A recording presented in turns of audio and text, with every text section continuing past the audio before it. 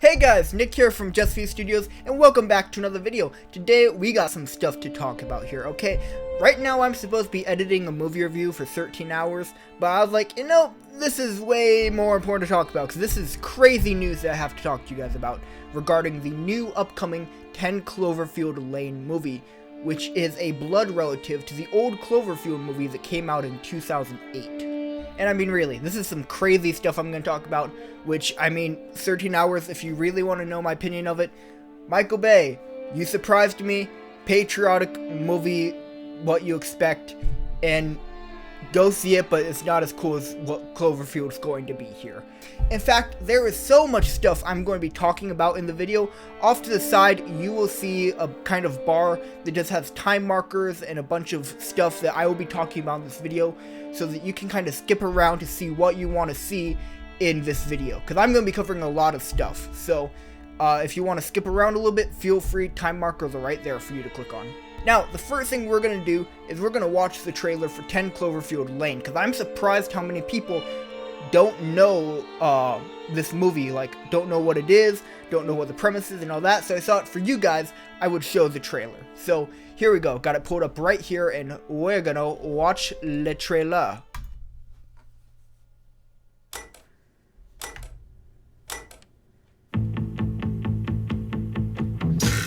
Children behave, that's what they say when we're together, and watch how you play. They don't understand, and so we're running just as fast as we can, holding on to one another's hand, trying to get away into the night, and then you put your arms around me and we tumble to the ground, and then you say, I think there doesn't seem to be anyone around.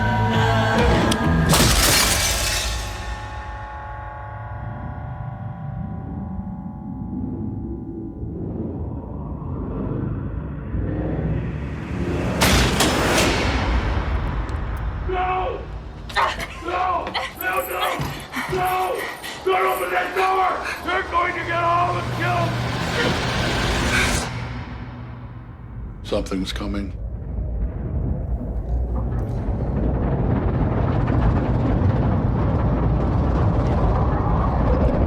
And there it is. That right there is the trailer for 10 Cloverfield Lane. If you have not already seen it, if you had seen it, well, I hope you wanted to see it another time, because, I got the time markers there, so no excuses. But yeah, so it's not really a sequel, as JJ, I think it was JJ who described, this is not a sequel prequel, it is a blood relative to the original Cloverfield, which, if you haven't seen the original Cloverfield, it's a found recording monster movie, essentially, with this giant monster named Clover who destroyed a city, killed a bunch of people, and you're just watching a found footage documentary of sorts, almost, of one of the people who was there when it happened, just running around with his camera, recording whatever he could. So that's basically the first movie. This is, as you can tell, not a found footage movie, but instead is very interesting. And also, before I move any farther, I just want to say that none of these series I discovered. This is all stuff on the Reddit, link in the description. So if I make jumps that you don't get how I got from point A to point B, I'm doing it because I'm trying to save time, and if you want to see how I made that jump, go to the Reddit down below in the description. But I'm not going to do a whole trailer analysis, because that would take way too long. Instead, there are a few things here that I'm going to point out. The first thing being this right here. We're playing it from 6-second mark. 4, 8, 3. And if we pause right here, you can see on the thing it says 4813. Now remember that number right here. So this drink right next to John Goodman's character is an actual drink. It's called Swamp Pop. In fact, it is so real. This is his website right here. You can literally buy any of these drinks they have right here. In fact, let's go ahead, buy online. What's this? Look at this. Long-term shelter supply. What's the numbers? 4813. Huh, wait a sec. So, that's actually really interesting. 4813 was the number on the jukebox, and that is the price of a long-term shelter supply of the soda. Believe me, if you're not sold yet, we aren't even started in the craziness of this marketing. Because there is a website that is called funandprettythings.com. Now, again, how I got to funandprettythings.com, that's on the Reddit. It's pretty complicated, so I'm gonna skip that, but you can just look it up, funandprettythings.com. And, it seems like a standard website, the kind of website that, someone in middle school would make for a make-your-own website type thing. But if you look, none of these are even clickable at all. I mean, they're all just images on screen. That is except for one. This image right here of a person looking at a computer. If we click on it, it says a passphrase is requested by radioman70.com. And again, I'm going to make another jump just to make this video a little bit shorter. Radioman70 is essentially John Goodman's character. Again, how I found that out, look on the Reddit, you'll see I don't want to explain everything. I'm just trying to show you guys some of the craziness here. And also, here's a passphrase right here. So if you guys want to follow along with me, feel free to go ahead, funandprettythings.com, click on the computer, and you can enter this passphrase right here. The passphrase is, do you want to talk? ? And then you hit OK, and you get this right here. Now this is essentially, looks like a long list of emails or letters to a Megan from Radioman70, who, keep in mind here, is John Goodman's character. So we're just going to read a couple here. I'll edit the important details together. Dear Megan, I hope that you can see this now. I've been trying to email you and call you, but you haven't answered. It's okay, I figured out why. Your mother is blocking my email, and she made you change your number. I forgive you, it's not your fault.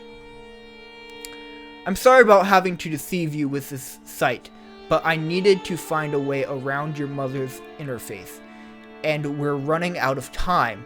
Now we can talk in conference without her finding out. It'll be our little secret. I never wanted you to learn about some of the things that I know, but it's a father's job to protect his daughter. Do you remember how everybody thought the whole world was going to end when it turned 2000 and I built us that little bomb shelter out back? I don't know what I was thinking. That tiny place would have lasted us about a week, especially with how much your mother complained about it, no matter how many times I tried to make her happy. So this time, I did it right from the start. It's huge, so much bigger than what you probably remember, but cozy, and I filled it with everything you like. We'll be safe down there, hopefully for years if it needs to. But I need you to come with me as soon as possible. They may attack any day now, so there's no time to waste. I understand it may be hard for you to get to me, or that might not be enough time, so I had another safe place built just for you. It will be finished any day now. As soon as it is, I need you to get into it and lock the doors behind you. Even if your mother is watching closely and you can't reply, keep checking this site, and I will help you prepare as much as I can. I love you, Radio Girl. I just want you to be safe. Love, Dad. Let me open this right here, see? Now right here, this is another thing from her, and it's basically a legitimate thing on how to survive. It's just a survival guide, essentially, with actual links on how to do stuff like hotwire a car, weather conditions, actual satellites that you can watch over other places. It's all connected. The North Korean angle is BS. We should be focusing on the Soviets. If we look at this link right here, come on. These are actual articles that you can go to that have nothing to do with the movie, which is crazy that it managed to incorporate it into this. Interactive satellite tracking. This is, again, a real website right here that you can go to. And it's an actual thing, like NASA. This is on NASA. And let's look at what it says right here. Life inside a bunker is going to be a challenge, especially since we may have to stay down there for a few years. It's important to be prepared, not just with supplies and gears, but with knowledge of what to do once you're down there. It's going to be a different kind of living, with no room for mistakes. I made something to help you get ready. It may just feel like a game, but it contains a lot of important help on what it will take to survive. Now, if we click on this link right here and let it download, this is an actual survival game based around living in a bunker like you would in 10 Cloverfield Lane. So, the next thing I'm going to do for the rest of this video is play this, but I haven't even really scratched the surface of the craziness involved with this movie, the thought behind it, because especially when you think of how revolutionary this is, most movies, to promote it, they put up a couple trailers. This movie has a whole craziness to it to where it is more than just a movie. There are these actual websites out there that they created to make this feel like it's actually happening in our real world. So check out the Reddit, I encourage you to, in the description down below. And for the rest of the video, I'm going to be playing the survival simulator for the movie. So let's begin. And by the way, just so you know, I'm probably not going to win, because the point of this game is just to survive how many days you can, and apparently on the Reddit, if you last 1,500 days, it will reveal something to you about the movie, or about something in general, another conspiracy fact that we don't know of. So let's get started here. We're not going to make it to the 1,500 days, but let's see how hard, or how long we can make. Especially because I suck at typing, and this is a typing kind of game. Okay, so we have 2 people right here. We can add or make less people. I'm just going to keep it like this. And here is basically the list of commands we have. So available commands, we can set people. We can have up to 4 people in our little survival bunker. We can give them different names. And yeah, so let's go ahead. Let's give person A a name. So name A, what do we want to name them? Ooh, who do we want to be surviving in our bunker? Let me think about this here for a minute. You know, I'm really hyped for 10 Cloverfield Lane, but there's another movie that I'm also hyped about this coming out. So let me go ahead, name B Superman, because I'm also super excited for Batman v Superman. So let's see how, if we combined 10 Cloverfield Lane and Batman v Superman into one movie, how long Batman and Superman could survive. So I think we're all set. Let's go ahead, continue. Okay, so now what we have to do is we got 20,000 units. That's basically our money, and we have to buy as much food, water, filters, fuel, fish, and aid as we need to survive as long as possible.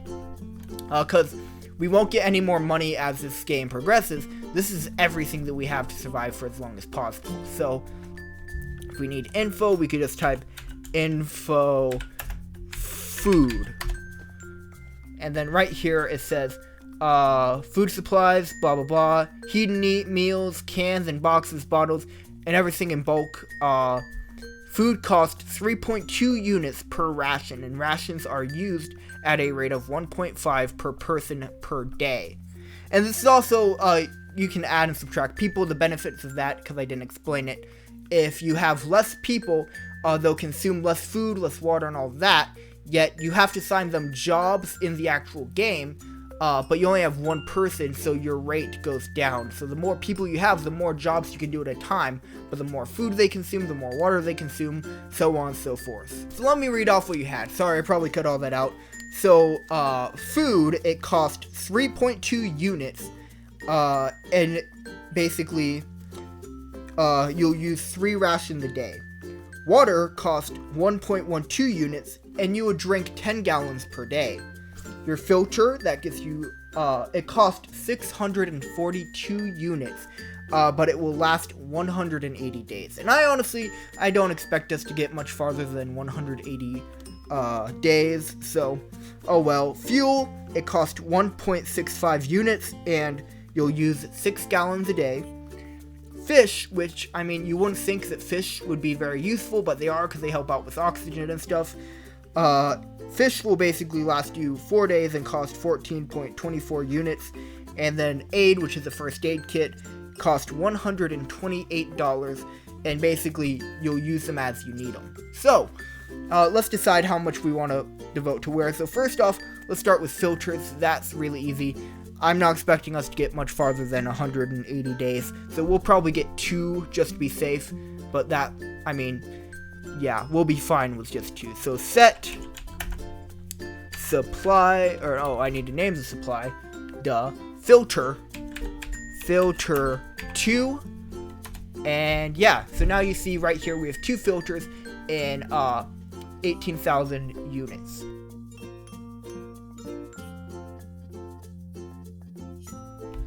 Okay, so as we stand right now, we have 2.5 essentially units left over to spend on if we need anything else, which I don't think we do.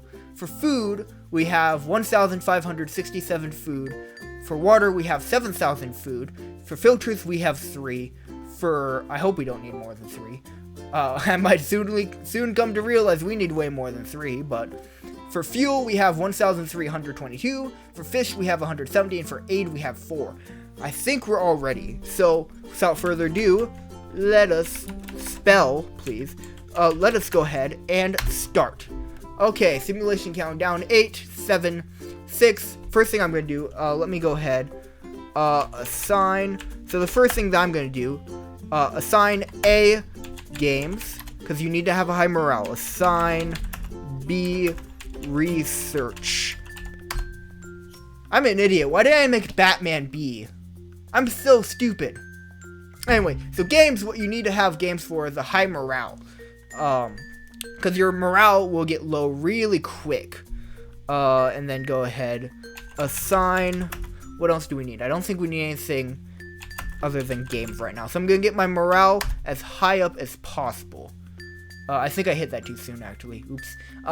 Get morale up as high as possible to start off, so I don't have to worry about morale. When things start getting hectic, we start running low on resources. Let me go ahead, ration, because that will make them eat less. I can spell ration, I swear. Ration A and ration B. Well, ration B? There we go. Okay, I know how to spell. Thank you for that. Shoot, A's done. Assign A. What can A do? What can A do? What can A do? Clean. That's important. Cleaning also adds morale, but in general, I think it helps make sure everything's working. Shoot, he's done. Oh, B's done. What did he research? Blah, blah, blah. Game jobs, increase morale more. Awesome. Assign. Oh, hello. Yeah, go ahead. Okay, we're paused right now. Thank goodness I forgot you pause after research is done. We can take a moment to chill, because this game gets very intense very quickly when stuff starts going wrong, and it really becomes a game about how quickly can you type. Minute to relax. Anyway, so let me go through the points of why you want to do all this stuff. So fuel, you can help refill the generator. Aid, administer first aid. So if someone becomes sick, because as you can see here, their health 93, that's good. If they start becoming sick, you'll need to supply aid so that they can get better. Filter, you can replace or help the filter if it gets broken or whatever. Fish, you maintain the aquatic fish. Clean, you'll clean the shelter. Games, play board game, yada yada. Research, you'll search through books, and research basically gives you bonuses that you can use in the simulator. So researching is really important. Cleaning in games, that helps your morale, so that you need to always be watching your morale. Right now I'm already at 82. You start off at 50. You always want a high morale. So yeah, anyway, take a minute to take a deep breath, deep breathe. How are we doing with everything? Air filters, all that. I think we're all good. I think what I'm going to do then, as soon as he's done cleaning, I'm going to give him game to make sure we have high morale. I'm going to make B research stuff again. So, without further ado, we're already at 32 days. So, let's go ahead and continue. Assign B research. So, B is researching. Oh, wait, okay. Now it's good. Person A is done. So, assign A games. Keep that morale up. Give him games to play. Okay. Foolishly lumps the shelters, the outside. Deal with them quickly. What? Okay, survival event. Person B, Superman, is now deceased. How did he die already? 20% health decreased to all. What? Wait. What? Person B, Superman. I didn't tell him to do that. Foolishly lumps the shelter. The outside world will deal with them quickly enough, but those of you who lumped the shelter suffered exposure. This should be a good example of why having more than 2 people in a shelter is a bad idea. Why Superman? Gosh dang it, Superman. Continue. Well, now we're dealing with one person. That makes everything so much harder. Okay. He's currently doing a game. What do we want to have him do? We'll have him research? I don't know. Assign A. What do we want to have him do? Aquatic fish. Okay, fish. As soon as he's done, we'll have him deal with the fish. 5 days. Come on. Have him deal with the fish. Assign A fish. Come on. 2. 1.5. 1. Come on. Go to the fish. Okay, go to the fish. Our fish are low. Then we'll have to have him play games again because his morale is running low. So assign, assuming nothing else goes wrong, A. Games will be our main plan to help boost morale. I don't see anything else running dangerously low. Okay. And boom. Okay. Fish are now good. Fuel. He'll need to take on food. I'm having him do morale now, so don't worry, that okay will go up. I'm then going to have him do fuel. So that's looking a little low. Fuel. Assign A fuel. Oopsie. Assign A fuel. Fuel. Okay. Fuel. That did not boost morale at all. What? Why did his game not... Okay. Assign A games. Have him do games again here. Because our morale's low. Fire has broken down the shelter. You have to quickly as possible. Affects 20%. Health lost. 10% air filters. Great.